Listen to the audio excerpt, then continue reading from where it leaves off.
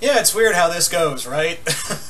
I review Thor Ragnarok like 2 weeks later after it premieres, and I see the premiere night, the premiere night for Justice League. It's weird how the world works, or at least my world works. Yeah, so I saw Justice League tonight with my dad, and I will say, well, I'm going to spoil some stuff in the movie. I'm going to spoil some stuff about the movie because I feel like I need to talk about some stuff that go into spoiler territory. So if you don't want to be spoiled, just letting you know right now, if you do not want to be spoiled, I'll give you guys a couple seconds to back out now. So do that right now. Okay, so I'm guessing if you're still here, you either want to be spoiled or you've seen the movie. So, Justice League. Now, this was the movie I think a lot of people were waiting for, and I think some people were dreading, justifiably, because let's face it, realistically, DC's 1 and 3 right now. Wonder Woman's the one movie they had back in it. So, there was a lot riding on Justice League. It was a ride or die kind of moment for DC and Warner Brothers. And I think we can all agree on that. And I'm here to tell you, just I didn't walk out of the movie going, I absolutely love it, nor did I go out going, I hated that movie. I just kind of felt in the middle. And for DC, that's kind of an improvement. For current DC films, that's kind of an improvement. That's a big improvement. Because I was all ready to hate this movie, and I walked out going, that wasn't so bad. That wasn't as bad as I expected. But keep in mind, there were some flaws. Some really big ones. And I'll get into those. But there was, one or a few things that made me...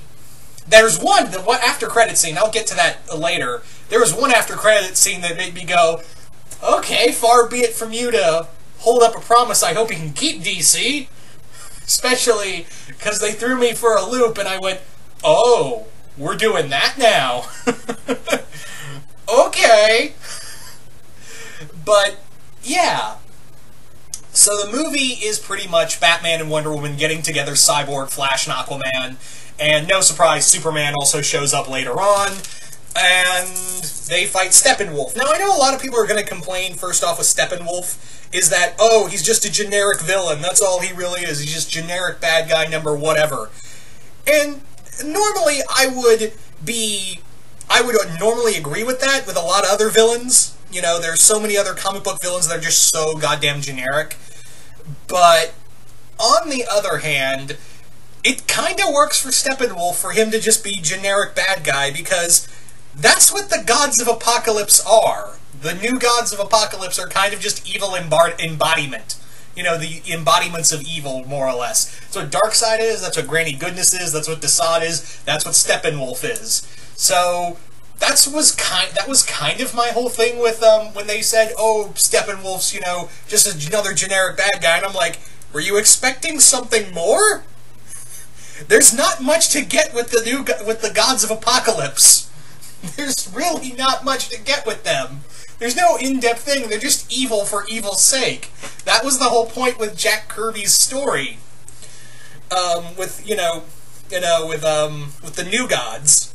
So I was kind of like, yeah, I can take Steppenwolf just being a... This is one of the few times in comic book movies where I can be like, yeah, I can work with Steppenwolf being generic bad guy. Kinda works. I can roll with it.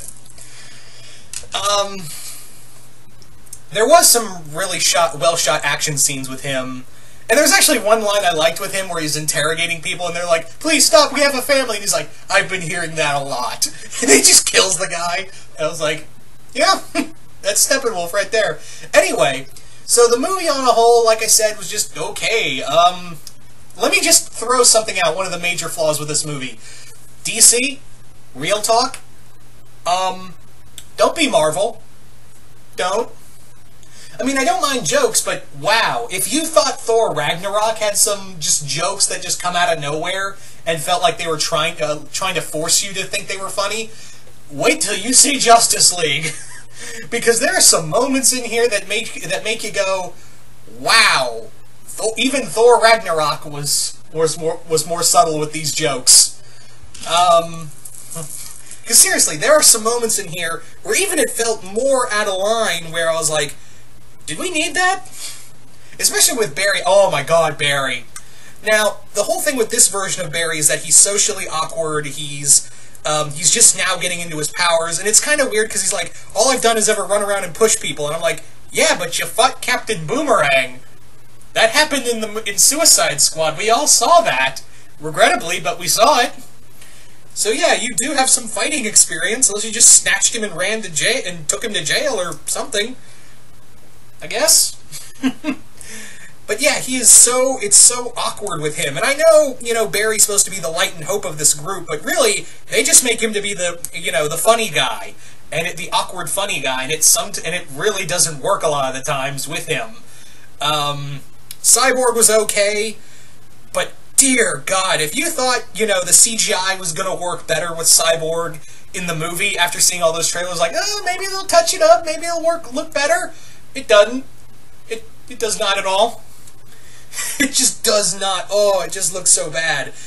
Like, facially, like, in the face, it's fine, but when you see the whole Cyborg body, ooh. Just, ooh. Just, ugh. Although, I do like that, they're possibly talking about an upgrade. There was one scene where it looks like Victor's getting an upgrade, and I was like, oh, okay, we might be, it might look better then, but right now, ooh. There have been Transformers and Michael Bay movies who look better than that. Aquaman, oh man. Aquaman was fine, but seriously, Jason Momoa, you were so miscast, because the whole time he's talking and doing all these scenes as Aquaman, I couldn't help but think he would have been so much more better to be cast as Lobo. He is so miscast in this movie, because it's very clear they just wanted Dothraki Man instead of Aquaman. And I'm like, with all this stuff, there are some lines he says that I'm like, that would have worked so much better for Lobo. I'm like, yeah, he should have been Lobo instead of Aquaman. I don't know. And again, there's some awkward humor with him that just doesn't work. So there's even more with Batman, especially, oh my god, some of the jokes they have with Batman, where after he gets thrown around one scene, and Bruce is picking himself up, he's like, yep, oh, I feel something bleeding right there, and I'm like, okay, that happened. Alright. So let's talk a bit about Superman. I will admit that, seeing Superman, and no lie, when he fights Steppenwolf, they have the John Williams theme play, and I was like, I couldn't help but get a little giddy about that. It was the same thing when, they played the Danny Elfman Batman theme in one scene. I was like, I couldn't help but get a little giddy about that. And still, seeing all the Justice League characters together, because come on, at one point or another, we've all wanted to see a Justice League movie. So seeing them all together just made me go, yeah, this is actually happening, wow. But anyway, so the whole thing with Clark coming back is that they use, Batman suggests using the last mother box they have, and using it in the goo that, Luthor made to create Doomsday. And everyone went, that's a bad idea. And I was like, yeah, that's a really bad idea, because you don't know if you'll make Super Doomsday. Bruce, realistically, should have been, if anything, it should have been, either Arthur or Diana making the suggestion, Bruce going, no, that's a bad idea, instead of the other way around, where it's Diana saying it's a bad idea. I'm getting tongue-tied with it. Diana saying it's a good idea, and Bruce being the one saying it's not. I'm so tongue-tied with these names. Oh, fuck. There's also a whole thing after it, where they bring back Clark, and they suddenly just go stupid for 10 seconds and realize, weren't we supposed to be protecting a mother box? And then, out of nowhere, Steppenwolf comes in, he goes, yoink, and flies off, and he now has all 3 mother boxes. And they all have this collective look like, oh yeah, that was part of the movie. Oops. Someone should have just gone back. I don't know, that was just such a plot convenience and stupid moment, where they just all forget about the mother box to, go see Superman. And, after they resurrect him, it was such a weird moment. And it's just a dumb, like, that was just so plot convenient moment right there, where everyone just had to go stupid. I will admit that there is a fun scene where Clark's fighting all the members except Batman, and Flash is running towards him, and he's like, oh, I got him this time, and Clark slowly turns his head to look at Flash, and Flash's face just has this look of, oh, he's about to knock my ass out, and assuredly he does. Yeah. There are some good moments in here. There's some nice stuff between Diana and Batman. The action scenes were fine. But there is some heavy editing. That's the other thing, DC. DC, seriously. If it's one thing, don't be Marvel. Don't try to force yourself to be, like, Marvel light. Also, stop super editing your movies. No, I'm fucking serious. Don't, seriously, stop super editing your movies. Oh my god. Because there's one, and it's very obvious in one scene where they're trying to get out of a hole that's filling with water, and Cyborg flies off, and Flash goes, did he just leave us behind? And then suddenly, in the next scene, they're all fine. I was like, wow. I know, and there are some other moments, but that's the most, like, jarring one right there. But yeah, it was just also, I'll give it this, whereas Avengers kind of, I will admittedly, while I like Avengers, we can't, we all can't deny that Avengers kind of lagged at points. This one's like, oh no, we got an invasion to deal with, we got to do this. Also, there's some really cool Easter eggs in here, like seeing a Green Lantern, not Abin Sur, but like the first Green Lantern, I guess the first Green Lantern to protect Sector 2814. Because it's like this cool alien caveman lantern. I was like, that's really cool. And that surprised me. And I was kind of hoping for like a nod, and you see the ring fly off. So, and obviously, yeah, that does go to, the next alien, eventually. I was actually kind of hoping for a tease, like, for Hal Jordan or even Martian Manhunter. I was really hoping for that. Hell, I'd have settled for, like, Plastic Man. Like, just another tease of, like, oh, there's this other person we need you to look, to go find, and you just see the ring slipping onto, Hal slipping on the ring. Alright. Also, this movie also has some serious edit outs, because there's, like in the trailer when Steppenwolf's talking about, there's no Kryptonians, no lanterns, that's not in the movie. And a few other scenes here and there, like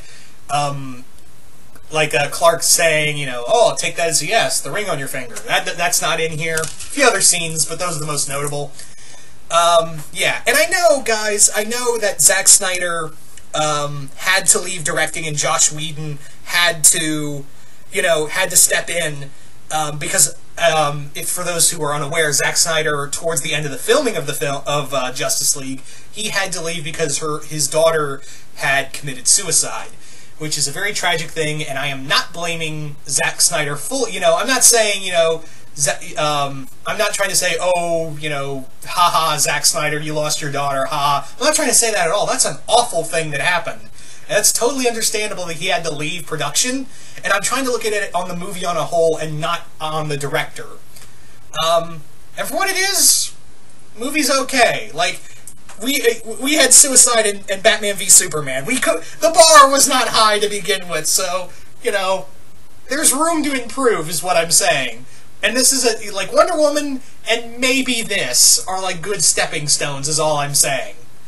But seriously, this is just an okay film. I will admit that there was one after credit scene that made me go, oh, I want to see where this goes, because there's two. I will say there's two, and the first one is this cute little scene between Clark and Flash having a race. I was like, oh, that's cute. And the other one, my dad and I were just kind of talking, because it's at the very end, this other after credit scene, we're both kind of having this talk, and we're like, yeah, it's definitely Darkseid. It's got to be Darkseid, because they even reference Darkseid in the movie. And then, it's not Darkseid, it's Luthor. And he's got a buddy with him.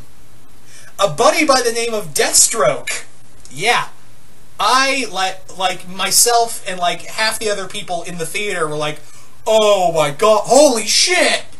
Because none of us knew that Deathstroke was in this movie. And admittedly, the costume does look a little cosplay-ish. Kinda does.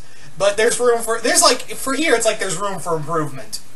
But yeah, And he goes to, and you're probably thinking, oh, Deathstroke broke him out of jail. Possibly, but that's not the whole thing. 2 words, people. Injustice League.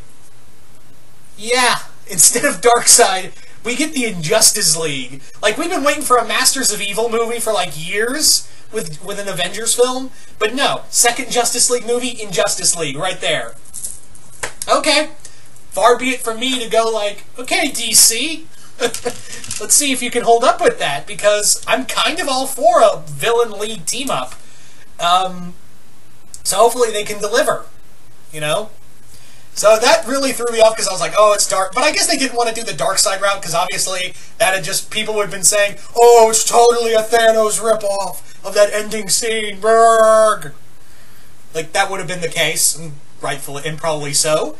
But I think this was the cool route of just save Darkseid for later, and maybe show him in the next Justice League movie, but yeah, I did not expect it in Justice League tease. That would really and seeing Deathstroke, I was like, okay, let's see what you do with that. So, all in all, guys, I guess I'll give Justice League, I know Justice League's kind of getting battered by the critics, but honestly, it's not that bad. It's just okay for me. It was just okay for me. And that's just my personal opinion, that I was just thinking, it was just okay. I didn't walk out going, oh, I hate this movie. Or, you know, oh, it cut a hole in my soul, or something like that. Or, oh, I love this movie. I just walked going, well, it wasn't as bad as I thought it was. Let's see where we go with this. Because that's the thing, I don't want DC, I honestly do, I don't review these movies thinking DC, I don't want DC to fail. I really don't. And this movie does have its flaws, some that I didn't even talk about because I'm kind of tired, but yeah, this movie's not terrible. At least for me, that's just my personal opinion. And if you didn't like this movie, that's totally fine. No ill will on you. But me personally, I was just kind of like, eh, it's okay. It was okay. But anyway, guys, so there's my review of Justice League. Yeah. Shocker, I know. DBZ didn't hate Justice League and he was all ready to hate the Justice League? What? I know, I'm shocked too. Who knew? So yeah, there you go, guys. So you guys tell me in the comments below, what did you all think of Justice League? Did you guys watch? Did you guys like it? Did you guys hate it? Also, please try to, if you're going to do please try to not spoil things in the comments. Let's try to keep it a little spoiler-free for a little bit. Anyway, once again, hope you all enjoyed this, and I will see you guys later.